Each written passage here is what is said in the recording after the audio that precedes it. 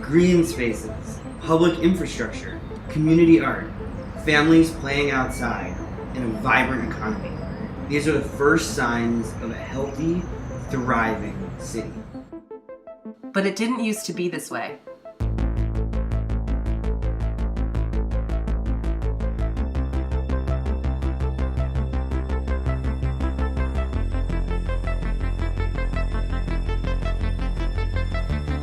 Let's take a step back and orient ourselves to where we are.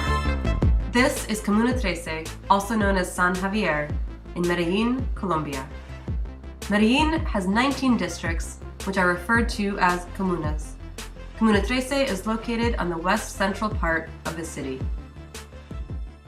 During the reign of Pablo Escobar, Comuna 13 was the most popular trade route into the city for arms, illegal drugs, and contraband. This made it valuable territory for gangs both in and outside of the city. What this meant is that this neighborhood experienced ongoing proxy fighting, sometimes for gangs located very far away. Where gangs can serve as a policing force in trying to preserve order and control over a territory in exchange for payment by residents and businesses, a fractured gang structure can transform a place into a state of constant civil war. Beyond access to the trade route, Comuna 13's position in the mountains shielded it from effective policing. Gang members could wait in houses up on the hill to identify when police were arriving and organize to vacate certain areas. This meant that these houses on the hills were highly coveted. Gang members would show up and evict current tenants. Isolated and dangerous, the city began to neglect the neighborhood. This came alongside a flight from the city center into the hills. Comuna 13 became increasingly overpopulated. The neighborhood began to lag in terms of key areas of infrastructure, such as electricity, water, sewage, police, and transportation. The quality of life deteriorated. Laura Isaza, a consultant to Medellin City Hall, notes, This displaced population didn't feel like they were part of the city. They used to say, I live in this neighborhood and I don't live in Medellin. And that was one of our first steps, to gain their confidence and to make them feel that they are a part of our city. In December of 1993, Pablo Escobar died. But not much changed. The real event that began the process of reforming the neighborhood was the election of Mayor Sergio Fajardo in 2003. The Fajardo regime had three broad objectives it wanted to address: inequality, violence, and corruption. We didn't say that we were going to solve the problem of mobility in the city. We didn't say that we were going to solve the environmental problems of the city. Or we didn't say that we were going to build housing for poor people. We said that we are going to work on inequalities, violence, and corruption. Of course, we didn't solve the problems, but we state the problems. And it's very important to know what's the problem that you want to solve. Perhaps the most brilliant part of the Fajardo government was that it made no claim that it had the answers. We are going to give dignity to public space. We are going to fight against fear with dignity.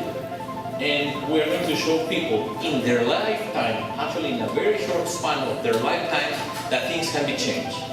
They had to ask the people who actually lived there.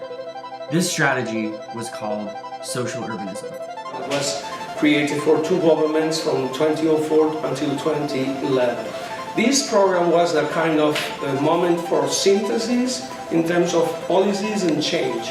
It was the emergence of a new way of making politics with a generation of young people that transformed the traditional politics of the city.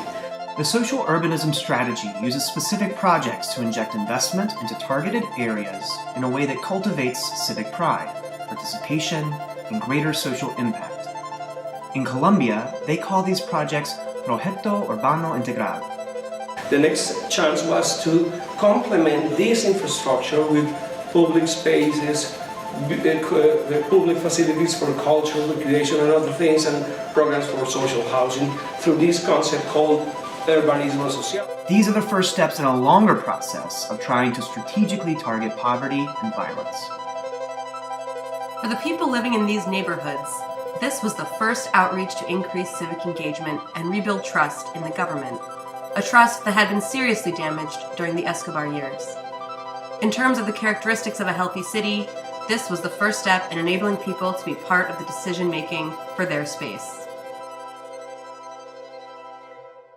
Mi nombre es Paola Rivas, soy presidenta de Berraca, pero nunca imaginamos que íbamos a tener como tanta acogida a nivel internacional y cómo los jóvenes logran esa conexión a través del arte y la cultura y hacen visibles los procesos sociales. Entonces nosotros nunca nos imaginamos que en la medida que van llegando turistas, también algunos voluntarios iban a visitar el trabajo y la vida de las personas de acá de la comuna. From these projects emerged a solution: a network of public parks, improved transportation opportunities and infrastructure, and housing improvement. The library, Parque Biblioteca, opened in 2006. It was one of 9 park libraries that opened that year. The park libraries not only had a vast supply of books and infrastructure, but also included childcare and athletic facilities.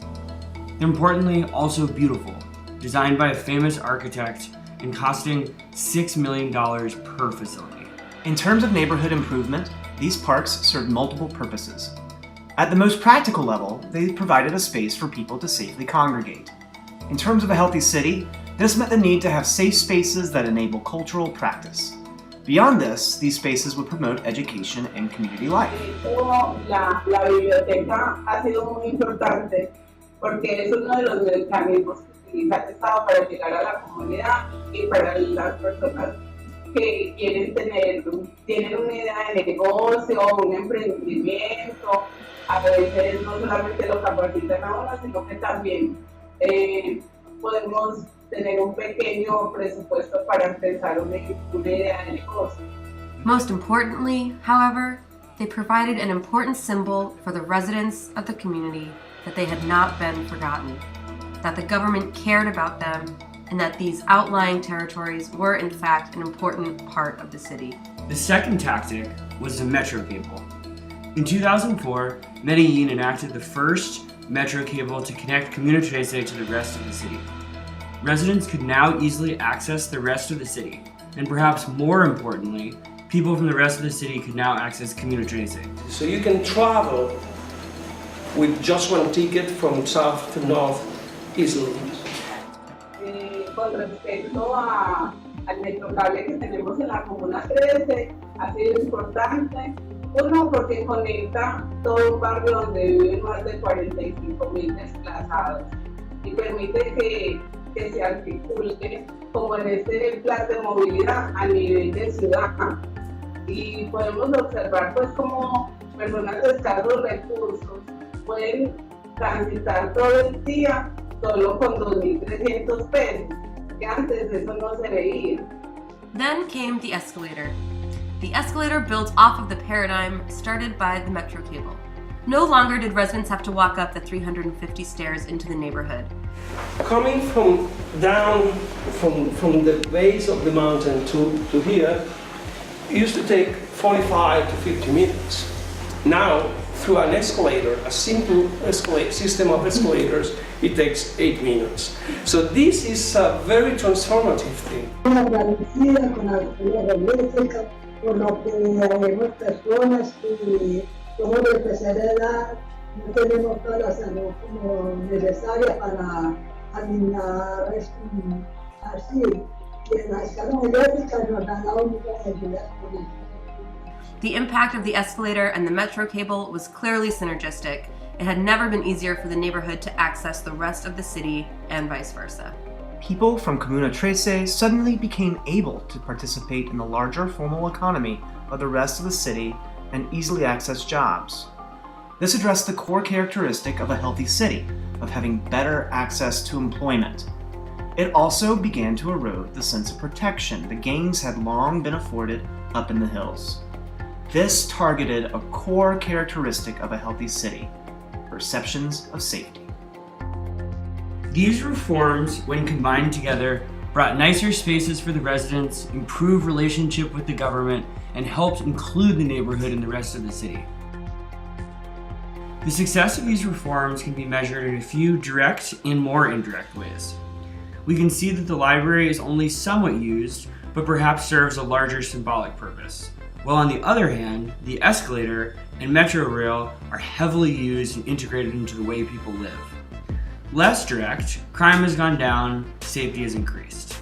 The neighborhood is now no longer perceived as scary, and tourists now visit it regularly to see the beautiful graffiti murals. Of equal importance, economic mobility and poverty have improved dramatically. Residents are able to take pride in where they live and celebrate the unique culture of their neighborhood. The question on everyone's minds now is, where do we go from here? This is, let's remember, 6 years of continuous decline. Social urbanism has clearly succeeded in Comuna 13, but with some cost. The city is much safer, the neighborhood is thriving economically with new stores and a booming tourism industry. But a large number of people have been driven out through evictions as a result of these developments.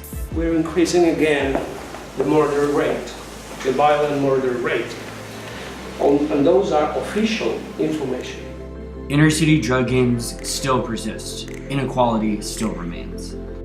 And people worry about whether or not these changes will become permanent. Because Medellin is an experiment like none other, who knows whether or not the next generation, equipped with far greater resources and opportunities than their parents, will be able to permanently fend off the forces and appeals of organized crime that remain latent throughout the area.